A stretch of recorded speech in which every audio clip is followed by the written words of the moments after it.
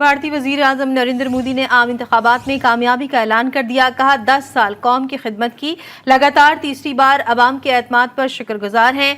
तीसरे दौर में मुल्क ने बड़े फैसले करने हैं और हमारे बड़े फैसलों से नई तारीख लिखी जाएगी। 2014 में मैंने एक दफा पढ़ा था कि अगर वो एक दफा वजीर आजम बन गया तो उसको हराना मुश्किल काम है। वो अगले फिर 20-25 साल इधर ही है, वो कहीं नहीं जा रहा।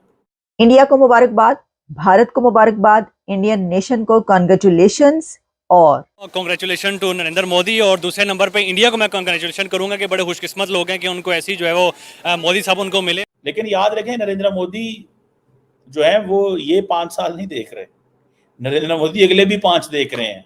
वो 2034 की बात सोच के बैठे हुए हैं। इंडिया ने ये प्रूफ किया है कि Indian democracy is among the finest in the world. जो इलेक्शन हुआ उसने ये साबित किया है कि इंडिया की जमहूरियत को कोई नहीं हिला सकता।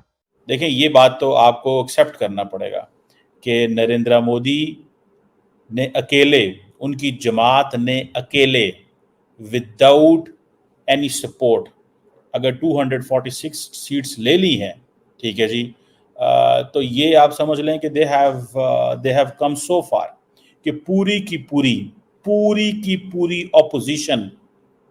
पूरी ऑपोजिशन मिलके इतनी सीटें नहीं ले सकी जितनी नरेंद्र मोदी ने अकेले सीटें ले ली हैं।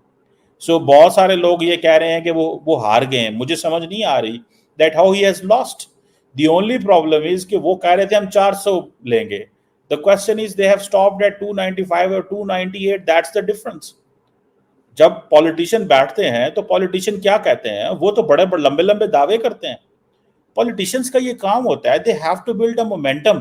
पूरी दुनिया में याद रखें, जिसे वो कहते हैं ना कि जब पॉलिटिशियन इलेक्शन लड़ते हैं या पॉलिटिशियन प्रॉमिस करते हैं तो वो ऐसी प्रॉमिस करते हैं कि हम जनाब उधर भी पुल बना देंगे जहां पे दरिया भी नहीं है। तो ये चीजें चलती हैं। लेकिन आप इस चीज को तो माने कि नरेंद्र मोदी ने एक स्क्रिप्ट लिखा है भारत के अंदर। बहुत सारे लोगों को ये बुरा लग रहा है कि, और बहुत सारे लोग कह रहे हैं कि वो हार गए।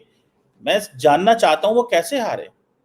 अगर नेशनल डेमोक्रेटिक अलायंस जो है, जो तकरीबन, ठीक है जी, जिसको 272 सीटें चाहिए मेजॉरिटी के लिए, 240 तो बीजेपी अकेले ले गई है। उनको 32-33 सीटें और चाहिए, 32 और चाहिए। तो 32 कौन सा लेना काम है, while knowing that Narendra Modi has a hand on the pulse. Narendra Modi का हाथ है पल्स के ऊपर। सो कितनी मेजॉरिटी चाहिए? 32 सीटों की, 35 सीटों की, वो ऑलरेडी उनके अलायंस के अंदर मौजूद है। सो वो नरेंद्र मोदी कह रहे हैं मैं बड़े फैसले करने जा रहा हूं, मैं छोटे फैसले नहीं करूंगा।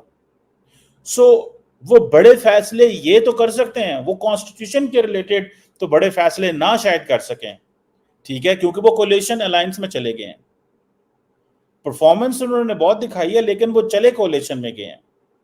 इसलिए वो कह रहे हैं कि ये हम बड़े डिसीजन लेंगे। ये एक नया चैप्टर है जो कि इंडिया के अंदर लिखा जा रहा है। और मैं आपको बात बताऊं, यहाँ पे पाकिस्तान के अंदर शायद बहुत सारे लोग ये कह रहे हैं कि नहीं वो हार गए हैं। नरेंद्र मोदी नहीं हारे भाई, नरेंद्र मोदी जीत गया है। देखें कितनी दिलचस्प सूरत हाल है, बड़ी नाजुक सूरत हाल है। वो जो आमिर लियाकत कहा करते थे, इसकी वजह यह है कि कांग्रेस हारी है और वो ये फील कर रहे हैं कि वो जीते हैं।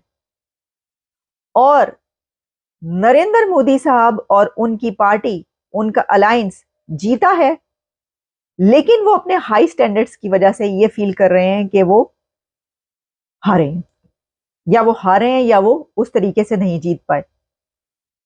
तो जो जनता है, जो अवाम है, उसने तो वो कर दिया जो करना था, उसने यही करना था।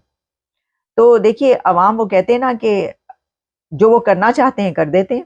अवाम के बलबूते पर ही तो जमहूरियत टिकी होती है, और जमहूरियत के बलबूते पर पॉलिटिकल पार्टीज होती हैं और इलेक्शंस होते हैं। तो अवाम जो है उसने अपना ट्रस्ट जिसमें शो करना था वो कर दिया। और उसने किसमें किया? उसने बीजेपी में किया, उसने नरेंद्र मोदी के अलायंस में किया।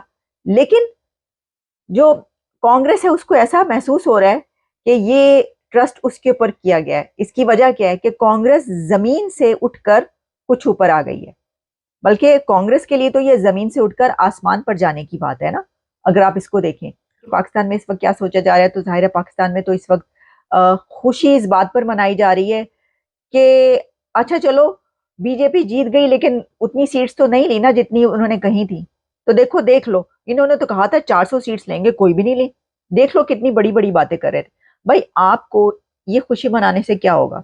ये खुशी मनाने से कोई फायदा नहीं होना पाकिस्तान के वजीर आजम को जैसे ही ये अनाउंस होता है और जो बीजेपी है वो अपनी प्रेस कॉन्फ्रेंस करती है और कह देती है कि हम हुकूमत बना रहे हैं, तो फौरी तौर पर प्राइम मिनिस्टर को मुबारकबाद देनी चाहिए। अब मुझे ये बताएं, ग्राउंड में क्रिकेटर जो है वो क्रिकेट खेल रहा हो और उसकी बैट पे बॉल आता है और वो सिक्सर मारता है, छक्का मारता है, वो छक्का चाहे 20 मीटर का हो, चाहे 100 मीटर का हो, चाहे 80 मीटर का हो, गिना तो वो छक्का ही जाएगा ना भाई। ठीक है। अब मोदी साहब जो हैं इंडिया में 500 सीटें लें, 400 सीटें लें, 300 सीटें लें, लेकिन जीत तो कन्फर्म है ना। इस चीज को आप लीजिए, हाँ, ये चीज इस चीज को आप लीजिए कि जीत तो कन्फर्म है। और देखिए शुएब भाई, ये हमारे ज़हन की बनाई हुई बातें हैं।